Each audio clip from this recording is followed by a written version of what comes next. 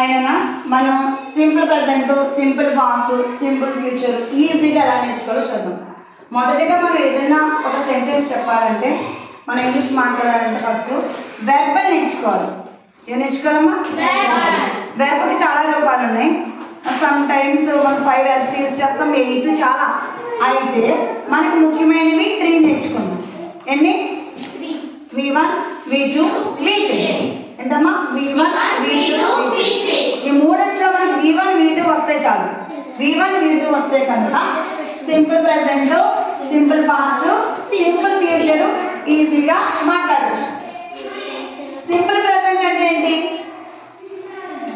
అప్పుడే జరుగుతున్న పనులు, ప్రతి రోజు జరుగుతున్న పనులు, ప్రతి వారం అలవాటుగా చేసే పనులు, వీటన్నిటిని కూడా సింపుల్ ప్రెజెంట్ టెన్స్ అంటారు. దాని స్ట్రక్చర్ ఏంటంటే subject plus V1 plus object. Simple past అంటే కంప్లీట్ అయిన వర్క్స్, అక్కడ subject plus V2 plus object. Simple future అంటే నేను నెక్స్ట్ చేస్తాను, ఇంకా జరగలేదు చేస్తాను, సమ్ టైం తర్వాత చేస్తాను, దానికి subject plus V plus V1. ఓకేనా? ఓకే. ఇప్పుడు సింపుల్ ప్రెజెంట్ చూద్దాం. మనం ఆల్రెడీ V1, V2, V3 నేర్చుకున్నాం కదా. V1, V2 యూజ్ చేస్తాం. గో, తర్వాత come, SIT, stand, take, give ఇలా ఉన్నాయి కదా, రెండు కలిసి. సబ్జెక్ట్ ఐ తీసుకున్నాం అనుకోండి, ఐ. వెర్బ్ V1 ఏం చేసుకున్నాం? Go. I go. Okay. I go to shop. Okay. ఇక్కడ సింపుల్ ప్రెజెంట్ టెన్స్ లో ఏమొచ్చింది? V1 వచ్చింది. ఏమొచ్చింది అన్న? వెళ్ళాను. నేను వెళ్తాను, ఇంకా వెళ్ళలేదు, అది ఇప్పుడు వెళ్తాను, అది ప్రతిసారి వెళ్తాను, ప్రతి సండే వెళ్తాను, సమలో చెప్పొచ్చు. అలా కాదు, వెళ్ళాను, నిన్న వెళ్ళాను, ఎలా చెప్తాం? ఇక్కడ ఏం యూజ్ చేయాలి? ఐ. వర్క్ పాస్ట్ టెన్స్ ఏంటి? I went. I went to shop. ఓకేనా? అది ఫ్యూచర్ అయితే ఇంకా వెళ్ళలేదు, రేపు వెళ్తాను, ఈవినింగ్ చెప్తాను, ఎలా చెప్తాం? I will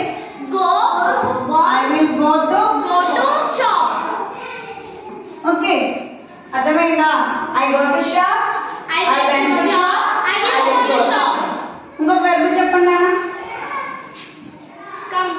come.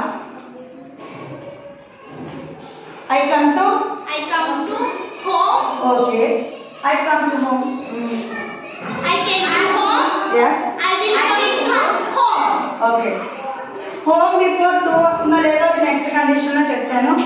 ఓకే, తర్వాత మాట్లాడుకుందాం. I come to park. Okay, I came to park, I will come to park. ఇంకా next I buy a car. I buy అంటే ఏంటన్నా? కొంటాం. I buy a car. అది పాస్ట్ టెన్స్ లో అయితే కొంచెం చెప్పాలంటే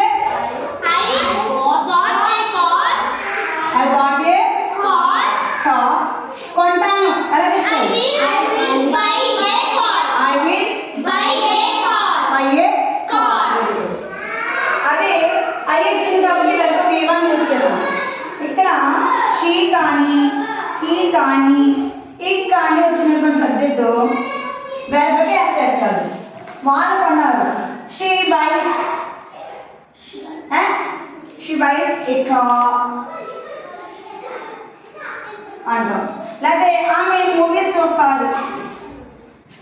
షీ వాచెస్. స్టాప్ చేయండి. యూ వచ్చినా, వీ వచ్చినా ఈ విధంగా యూజ్ చేస్తాం.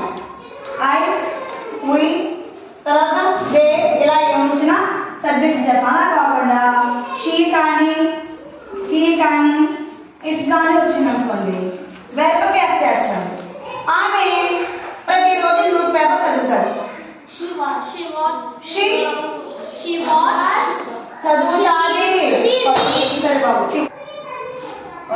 సబ్జెక్ట్ ఐ వచ్చినప్పుడు V1 ఆబ్జెక్ట్ ఎలా చెప్పుకున్నాం కదా సింపుల్ ప్రెజెంట్ టెన్స్ లో. సింపుల్ ప్రెజెంట్ టెన్స్ లో సబ్జెక్ట్ ఐ, యు, వి ఇలా వచ్చినప్పుడు V1 వస్తుంది. అలా కాకుండా ఓన్లీ సింపుల్ ప్రెజెంట్ టెన్స్ లో హీ, షీ వచ్చినప్పుడు సబ్జెక్ట్ వెర్బ్కి ఎస్ చేర్చాలి. ఆమె కథలు రాస్తారు, అయితే అతను కథలు రాస్తాడు, ఎలా చెప్తాం? He, she. ఓకే, రైట్ వస్తుంది కదా, ఎస్ పెట్టాలి. She writes stories. అలా కాకుండా రాసింది అని చెప్పాలి పాస్ట్ టెన్స్ లో. అప్పుడు ఏం చెప్తాం? సబ్జెక్ట్ రైటింగ్ ఏమవుతుంది ఇక్కడ? She wrote story. Okay.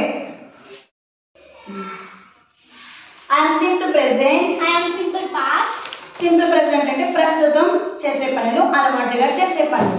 Simple past అంటే జరిగిపోయిన పనులు.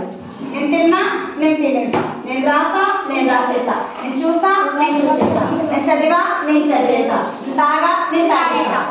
Let's start. I eat. I ate. You write. You wrote. They see. They saw. Next he she వచ్చినప్పుడు సింపుల్ ప్రెసెంట్ టెన్స్ లో వెర్బ్ కేస్ చేర్చాలి. She eats. She ate. She writes. She wrote. He drinks. He drank. It goes. It went. Yes.